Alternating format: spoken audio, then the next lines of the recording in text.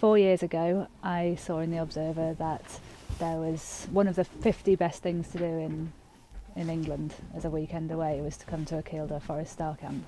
And I wasn't an astronomer and I didn't really know what to expect. We came up to the observatory on the first night and I just couldn't believe it. I mean, this building, you know, you don't expect to see it in the middle of the countryside. It's so beautiful. And I came away thinking I'd forgotten the universe was there. Gary has reminded me that the universe exists. I always wanted to be a scientist from when I was a kid. From as long as I can remember, really, it's always been science I was interested in. But I didn't get the chance. One thing led to another, and I ended up actually working on building sites. So the inspiration behind the observatory was when I met a guy called David Sinden, and he brought me to the region, got introduced to Kielder, saw the incredible dark skies, and that was it really. I was hooked on the place. And when I thought about building an observatory, the whole idea was to have a place where ordinary people can come and access the universe. That's the mission. I think anyone that's met him knows that this place does exist because of him. He's like a force of nature in the way that he works.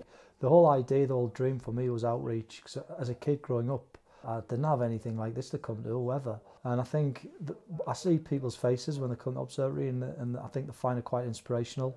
So when they see these really cosmologically distant objects through telescopes, it's accessible for them. It makes them feel like they're part of something. I think that's the thing that I'm really proud of. I've worked really hard to make that happen for some people. Absolutely fantastic. I've never seen anything like it before. It's a brilliant thing, and there should be more of them to teach people about the stars. Really impressive. He's clearly in love with it, and he's every reason to be. It's really good. He has said once or twice, this observatory is the being of me. It's like him and the observatory are sort of the same thing, and when people go away, they always remember Gary.